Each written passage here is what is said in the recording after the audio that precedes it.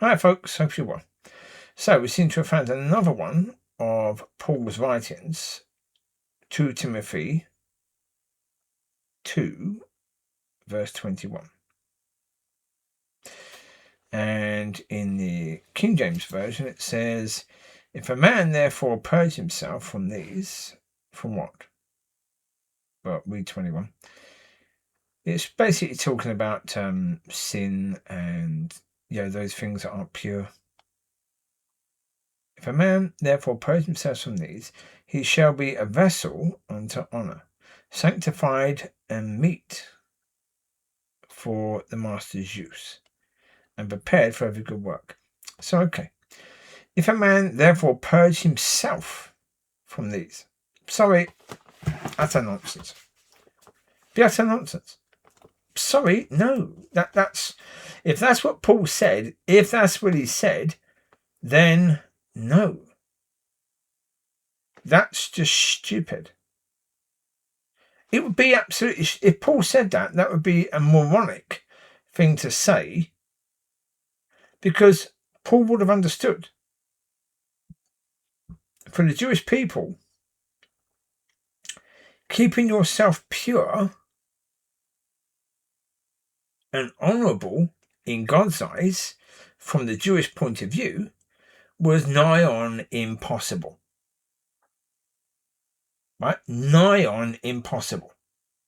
So if he's saying, if a man therefore purge himself, then he would know that he's talking about something which is basically impossible for man to do. For God to do, okay, God can do that. Man, no. But when it says, if a man therefore purge himself, that's talking about the man doing it. That's basically saying when the man has done that, the glory belongs to who? The man. Because the man has done it. If a man therefore purge himself, therefore if a man deals with all of this himself, realize in this sentence, he's not included God, has he? In this sentence. Now, again, part of the problem is that people will take out little scriptures and they can do that. But if you go then to verse 22, it says, flee also youthful lust, but follow righteousness, faith, charity, peace, with them that call on the Lord, out of a pure heart. So again, for goodness sake, okay. I cannot tell you in any way, shape or form, have I met anyone ever that calls upon the Lord out of a pure heart? I don't think so. The reality is that what Paul is saying here, he's putting down standards that are pretty much impossible, because he's ignoring John 15. That the Father is the vine dresser, that he deals with the branches, cuts off bits of the branches so that branch will bear more fruit and better fruit. He will tend to that. That's therefore the job of the Father according to the Son. But then Paul says that's up to you. Seriously, I'm starting to believe that Paul was someone who had no idea. By what is continuously found in his works. Continuously found in his works. It's so Old Testament, what he says. You go here, still 2 Timothy verse 2, or chapter 2. It's got earlier on in it, where is it? Where are we? I just saw it. 16. But shun profane and vain babblings, for they will increase unto more ungodliness. Right, again, all this stuff, it's God that has to do this. Thus, study to shew thyself approved unto God. What? Again, I don't even understand. Study to shew, SHEU, thyself approved. 1 second, let's change it. Change it to the New King James so we can maybe understand what was just said. Because they should bring it into a slightly more up-to-date language. Where's that? Go there. From the New King James and find where that verse was. Problem is, in this thing, it's in a different language. But shun profane and idle blabberings, for they will increase yet. And their message will spread like cancer. And then you've got names. Somebody's name and somebody's name are of this sort. Who has strained. So again, right, okay. See, this is what pisses me off about church, right? Here we have Paul in 2 Timothy 2, right? Pointing out two people, two human beings from that church that the church knows, and saying these people are of this sort, who have strayed concerning the truth. Saying that the resurrection is already past. And they overthrow the faith of some. Again, I don't know exactly what they're saying. If they're saying that the resurrection is past, well, it is. If you're talking about Christ being resurrected, yes.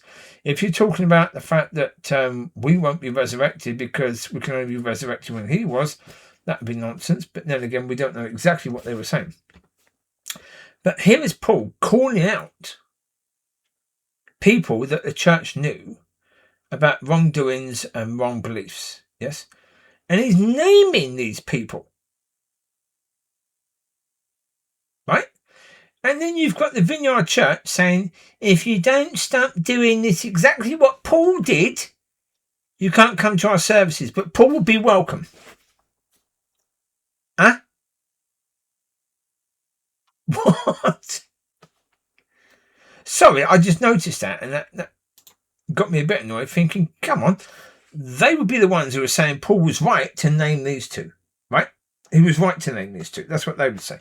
I would say, I don't know. I don't know what they said, so I don't know if it's right.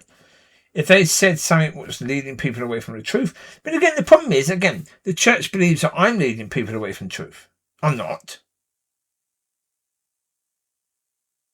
I'm not leading people away from truth. I'm telling people to go to God. I'm telling people to go to Father God, which is exactly what the Son of God told us to do.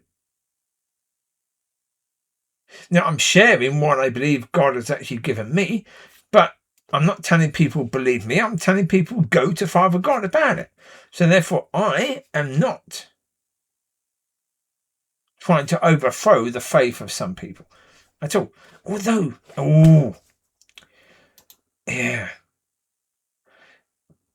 actually, judging by the language in this, and they overthrow the faith of some. Yeah, okay. Then I'm stand corrected. Would I try to overthrow the faith of some? Yeah. Yeah. That's why when I talk to the person at the co-op, the man there, young man, it's a far easier conversation because he's not been filled with all the crap that people in church are filled with. So all of that crap doesn't have to be undone or got out of the way before we can talk about what God is really saying. Yeah, none of that crap that's in them has to be, like we're all sinners. We're not. But again, that comes from Paul. Well, it comes from what is we're told was said by Paul. Yeah. Yeah. Again, I've said before, I don't know whether we were even supposed to have a new covenant, bit at the end of our Bible. I'm not sure we were. I'm not sure what we're supposed to have. I'm not sure whether we're supposed to have the Old Testament. Because if we're not Jews, it's, okay, we have the history of God and his people. Yep, okay. That we can learn from, that we've absolutely failed to learn from because we've made exactly the same mistakes that they made. Right? Yeah, they had God, but they wanted a king. Yeah, they kept on looking away from God. They kept on wanting what the world has. And that's exactly what the church has done. Didn't learn from the mistakes of the past, did they? They just repeated them. So, having the Old Testament, was that useful? Not really. No. No, if you're just going to repeat their mistakes. And the New Covenant, the Gospels, yes. The Gospels, vitally important to your walk. Vitally important. The letters to the churches, the Acts, the book of Acts, no. The book of Acts is just basically the story of the early church, which tells us really nothing. Because it's them talking from an understanding that's based upon something between Old Testament and New, which actually doesn't exist. There's no ground between old and new. You're either of the Old Testament or you're of the New. If you're of the old, then you don't have God anymore because he's moved to the new. The whole point is that you go from the old to the new, and if you're somewhere in between, like Jehovah's Witnesses are somewhere in between. That's where Paul and Peter seem to be. And so therefore, was any of that helpful? Not really.